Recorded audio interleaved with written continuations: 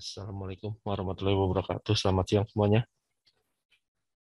Nah, ini materi hari ini menganalisis bukti jaringan, ya. Ini apa aja topiknya? Bukti jaringan, gitu ya.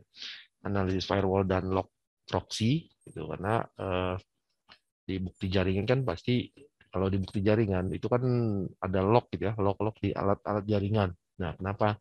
Karena kan setiap penyerang, gitu ya, penyerang itu pasti kan lewat dulu nih datanya lewat jaringan, pasti lewat mana lagi dia mau lewat WiFi juga lewat jaringan, lewat router, lewat switch, gitu ya. Nah, untuk ada juga analisis firewall dan log proxy. Kadang di perusahaan itu menggunakan proxy. Firewall udah pasti, gitu ya.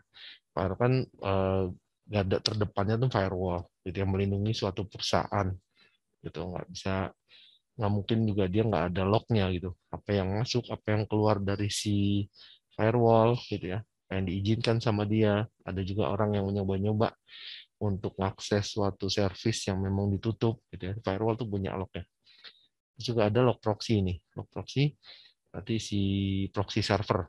Kayak misalnya kita akses internet, gitu ya. Akses internet diwakili sama si proxy server. Nah, proxy server ini dia pasti nyimpen segala aktivitas yang berhubungan dengan akses internet tadi, gitu. Ada juga NetFlow.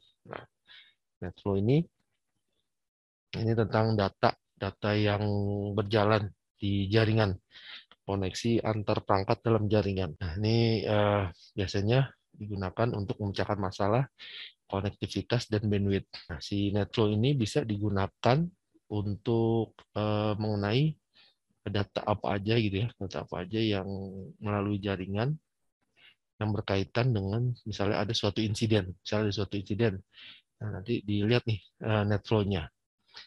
Juga ada analisis paket. Nah, ini misalnya ada suatu insiden, gitu ya. Ada insiden. Nah, ini bisa ada bilangnya analisis paket kan berarti ada pengambilan paketnya, gitu ya. Nah, pengambilan paketnya diambil dari jaringan, di sniff, gitu ya. Nanti di sana dianalisa selama terjadinya insiden di jaringan tadi. Jadi sebagian besar sumber bukti yang dihasilkan oleh perangkat jaringan itu ada di dalam file log, gitu ya. Penting sekali. Ya meskipun file log mereka atau di jaringan itu kan terbatas ya. Apalagi kalau udah lama gitu, di switch, di router, firewall, nanti bisa akan ada suatu saat itu akan ditumpuk, gitu ya, ditumpuk atau di override sama dia, gitu. Jadi dia nggak nyimpen terus selama selama aktivitas misal dalam berapa tahun, gitu.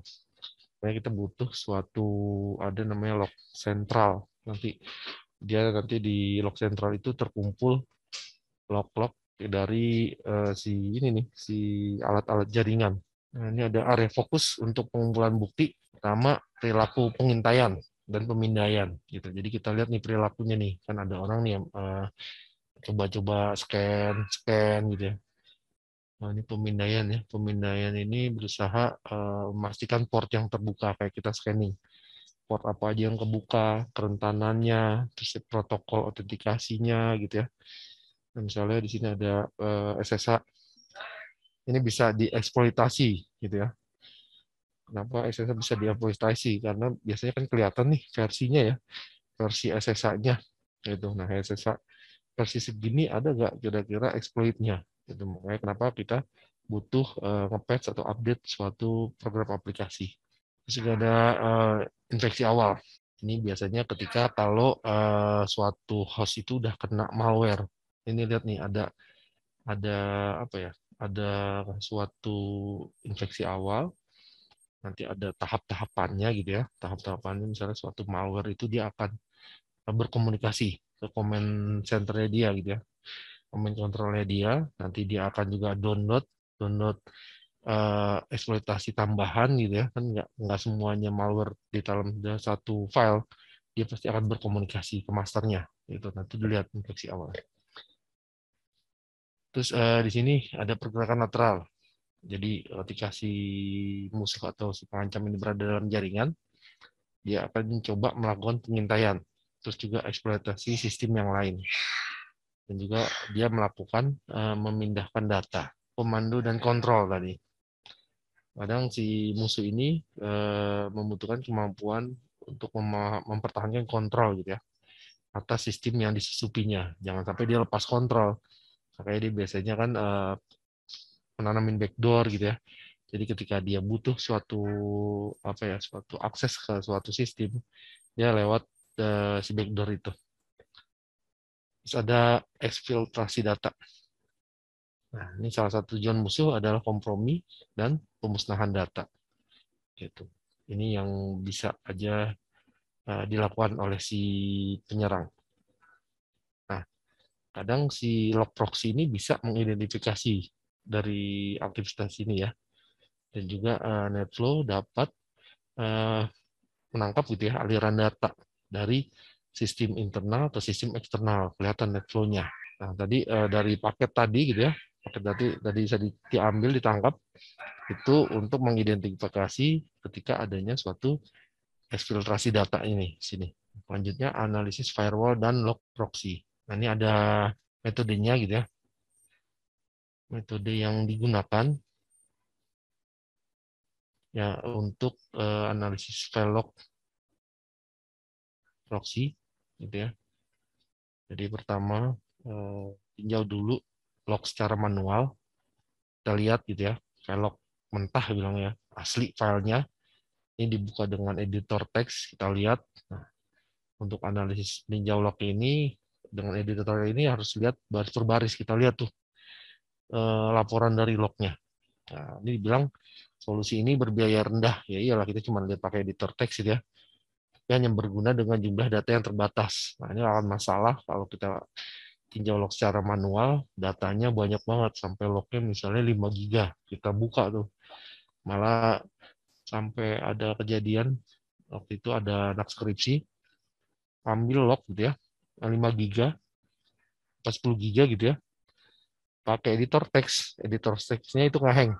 Gitu dia. Jadi nggak kuat ya, si editor itu nggak bisa ngebuka karena terlalu besar. Gitu. Jadi makanya di sini hanya dengan jumlah data yang terbatas. Terus tinjau log yang difilter. Nah, jadi di sini ada suatu alat tinjau log untuk memungkinkan analis untuk memfilter file log gitu di sepanjang parameter tertentu gitu. Jadi dia bisa difilter, misalnya bisa aja difilter, dicari suatu protokol gitu ya, protokolnya yang dilihat misalnya HTTP. Nah, kira-kira di perjalanan HTTP ini ada yang masalah apa enggak gitu. Terus juga ada pencarian file log. Nah, pada alat analisis log ini ada kemampuan untuk mencari file log untuk suatu ekspresi tertentu, gitu ya. Dan korelasi file log, nah ini setiap aktivitas log yang terpisah ini dapat dikorelasikan dengan log lain, berdasarkan aturan atau algoritma yang telah dikonfigurasi sebelumnya. Gitu. Kita lihat nih, kayak misalnya ada kan log akses sama log error gitu ya. Kalau yang saya tahu gitu ya, yang di HTTP kan ada akses, ada error. Nanti dilihat ketika orang akses ini ya, akses misalnya, terus ternyata dia coba-coba suatu skill injection gitu ya, dan error ya, dapat error, nanti akan terlihat tuh, dia ketika error itu masuk ke file log error, nggak file ke akses, cuman akses aja, akses waktu ini dari mana, IP-nya, apa yang diakses gitu ya. Tapi kalau dia ketika dia menghasilkan error, nanti akan dilempar ke file error log gitu, masuk ke sana. Jadi bisa dikorelasikan. Jadi kita bisa lihat nggak cuma satu file log doang, tapi bisa 2 file. Terus juga penambangan data file log. Nah, ini mining lah ibaratnya kalau anak data science gitu ya. Data miningnya. Jadi setelah dari korelasi, ini kita bisa mining, menambang file log dan mengekstrak mana darinya gitu ya. Jadi kayak misalnya error di jam segini dari IP ini. Terus dilihat di aksesnya. Bener gak sih jam segini IP tersebut akses gitu. Oh ternyata bener. Oh berarti dari IP yang misalnya dari luar Indonesia ini coba-coba untuk menyerang gitu ya, atau coba-coba suatu serangan SQL injection gitu. Jadi bisa mendapatkan makna atau informasi yang didapat dari file log. Nah, ini penting juga gitu ya untuk analisis firewall dan log proxy. Atau kita bisa gabungin nih, oh firewall dengan log proxy-nya seperti apa gitu dari dua alat log. Ada nggak korelasinya gitu ya? Kan nggak cuma dari satu alat dong kita lihat gitu. Nah, ini selanjutnya ada kadang si log itu banyak gitu ya. Tadi kalau kita pakai yang manual bisa lah kita detek satu-satu. Tapi ketika mulai banyak gitu ya, nggak bisa kita pakai manual gitu. Nah, kadang kita perlu juga suatu alat gitu ya, otomatisasi. Nah, ini contohnya ada DNS backlist. Ini ada downloadnya di sini. Ada Bitbucket, ORG, Gethard, DNS, Min Blacklist, SRC Master. Jadi di sini dari namanya aja udah blacklist gitu ya. Jadi dia menyimpan suatu DNS itu kan domain dan sistem gitu ya, service. Jadi dia untuk nama-nama domain yang masuk daftar blacklist gitu. Jadi dia akan ngecek ketika kita pakai DNS blacklist, dia akan ngecek nih apakah si suatu domain itu masuk ke DNS blacklist apa enggak gitu ya. Kalau masuk berarti di situ ibaratnya domainnya itu tidak terpercaya lah ibaratnya gitu. Nah, ada juga kita menggunakan ini, SIEM, Security Information and Event Management Tools. Gitu ya. Nah, ini berguna juga gitu ya, si SIEM ini. Jadi dia tools untuk analisa log secara otomatis, juga ada tampilannya. Nah, di SIEM ini, di platform SIEM, itu ada yang freeware, sama juga yang berbayar gitu ya. Bisa kalian cari dengan SIEM gitu ya. Tools freeware atau open source. Itu. Nah, salah satunya SIEM, selanjutnya ke Elasticstack. Nah, Elasticstack ini jadi SIEM-nya untuk SIEM gitu ya, seperti information event management ini bisa kita gunakan si Elasticstack gitu ya, kerjasama di sini. Nah, untuk Elasticstack sini ada 3 komponen. Nah, komponennya Elasticsearch. Pertama Elasticsearch. Ini adalah untuk pencarian log, gitu ya. Ini untuk pencarian data log yang misalnya kalau kita punya log real time gitu ya, punya log dari suatu device gitu ya. Ini dikirim ke sini, ke SIEM, terus SIEM pakai Elasticsearch, di Elasticsearch ini nanti dia bisa nyari nih lognya apa yang mau kita tampilkan. Tuh. Nah, lanjut ada log test. Nah, log test ini untuk menangani si masukan tadi file log dari sumber-sumbernya gitu ya. Terus dia proses tiap entry log. Dan juga dia akan siap untuk ke visualisasi. Nah, visualisasinya pakai apa? Gitu ya, untuk tampilannya. Masuk pakai Kibana itu untuk tampilan visualisasi. Gitu ya. Jadi kita lebih gampang untuk si analisis responden ini bisa gampang lihat, oh ternyata dari IP segini yang sering banyak serangannya nih gitu ya. Kita bisa kita bisa sortir gitu ya di sana. Selanjutnya ini ada analisis NetFlow. Nah, si NetFlow ini mengumpulkan data spesifik gitu ya. Ini mengenai paket saat masuk atau keluar dari suatu antarmuka router atau switch. Ini NetFlow-nya. Tuh. Jadi sini ada source address gitu ya. Ini tampilannya, destination address, ada deport gitu ya, export, deport, proto, paket, byte, flow gitu ya. Nah, kalau source itu source address berarti sumbernya. Ya, sumber si addressnya, si IP-nya. Ya, sumbernya dari mana, terus destination-nya tujuannya mau kemana nih. Gitu ya. Ini dari 1.7 ke 2.56. Terus ada exportnya. Nah, ini ada port sumbernya, source port. Source portnya nih 5734. Sumbernya itu ya. Nah, destination portnya 22. Berarti portnya ke 22. Protokolnya TCP yang digunakan. Terus paket yang dikirim gitu ya. Dan dikirimkan 42. Terus jumlah total byte-nya 3028. Nah, terus ini flow ini berapa banyak ini aliran yang direkam gitu, yang di capture sama si NetFlow ini. Gitu. Jadi ini nanti setiap ada transaksi di jaringan. Ini ya, tadi analisis paket. Berarti dari paket yang kita capture, kita ambil itu kita analisis dulu. Gitu. Sini pakai apa aja sih kita analisisnya? Ini ada command line tools. Nah, ini command line semua nih. Ada Molok, ada Wersa. Ya. Jadi kalau command line ya berarti dia berbasis command CLI, command line. Nah, ini ada merge cap gitu. Nah, sini merge cap ini bisa digunakan gitu ya untuk menangkap paket gitu ya, paket-paket yang ada di jaringan gitu.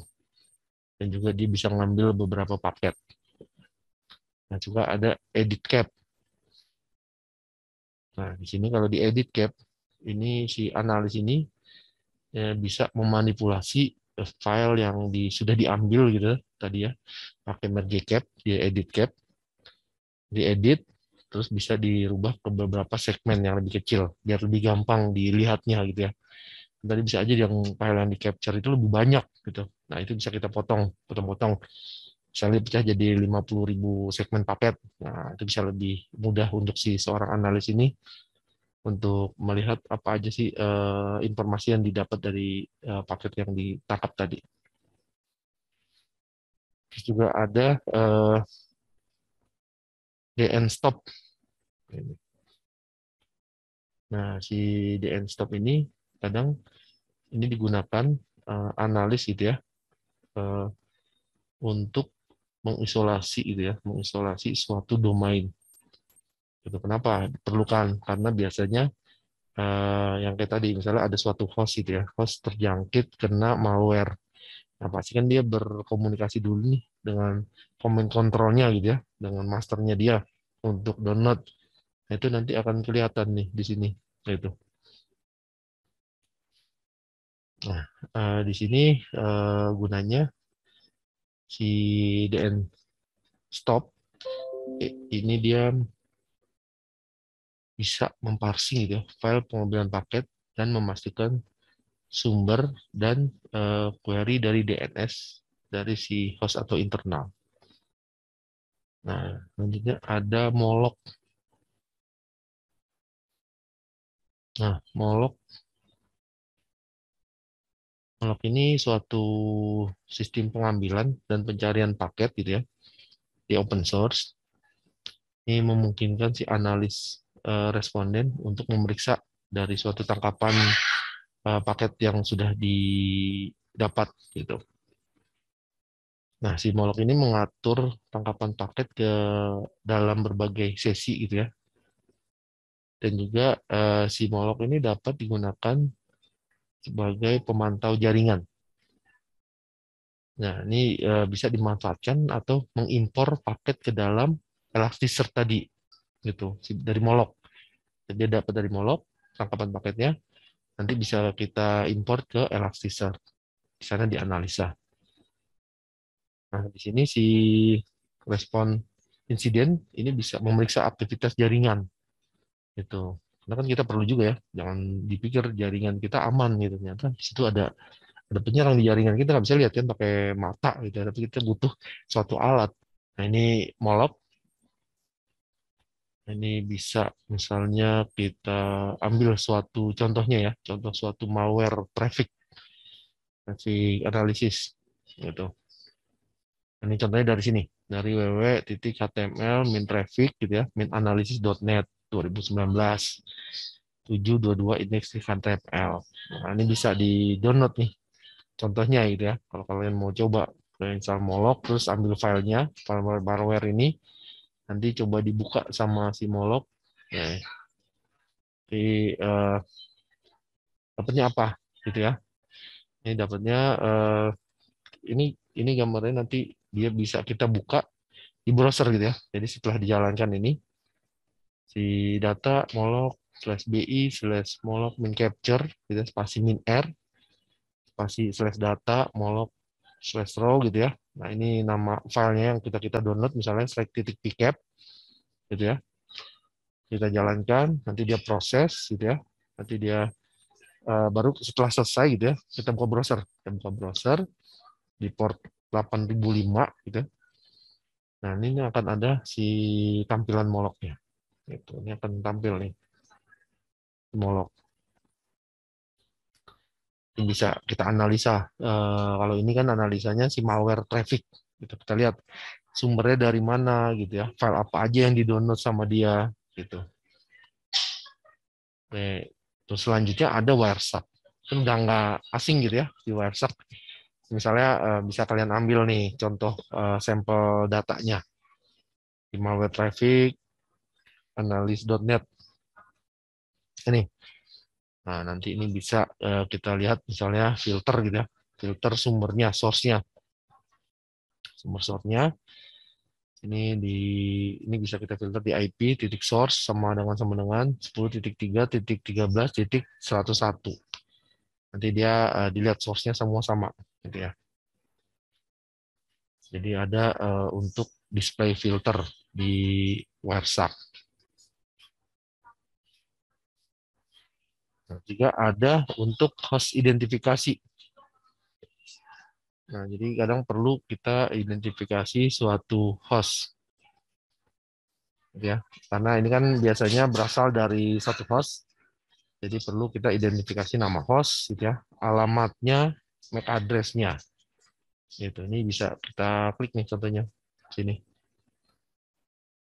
Informasi-informasi ini bisa kelihatan gitu ya.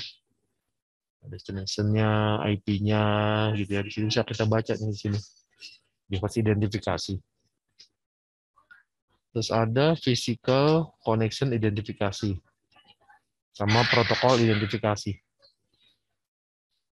Jadi untuk identifikasi koneksi fisik sama identifikasi protokolnya. Gitu. Ini ada protokolnya HTTP, ada destination-nya, ada source-nya, IP-nya sama namanya nih ada roshan-ac.com. Ada hostname identifikasi. Misalnya contoh ya, kita ke sini ke suatu stream ini, terus kita klik kanan, terus follow, kita akan tampil ini, itu nanti dia akan terlihat nih, gitu ya. Nih, ada informasinya, user agennya apa gitu ya, sini filenya, ada file name-nya, itu ini file name yang dia kirimkan itu kelihatan. Jadi di sini si Wireshark ini bisa ngikutin flow stream, jadi flow streamnya atau aliran komunikasi TCP atau HTTP yang kita pilih gitu ya antara host sumber dan tujuan. Nah ini juga ada packet stream examination, itu bisa memeriksa aliran paket. Jadi di sini ada perintah gitu ya. Ini Wireshark export HTTP object list. Ini ada hostname-nya si Rohan hse.com gitu ya, kontennya aplikasi, ini MS Word, ini file name-nya. Kelihatan gitu ya, sini sampai plan segala macam nih. Gitu. Di sini bisa kita lihat gitu ketika dia si HTTP itu mengambil suatu file gitu ya. Nah, si analis bisa ekstrak nih file ini untuk dianalisis gitu. Nah, ini kita bisa klik ekstrak yang apa aja yang dikirimkan gitu ya.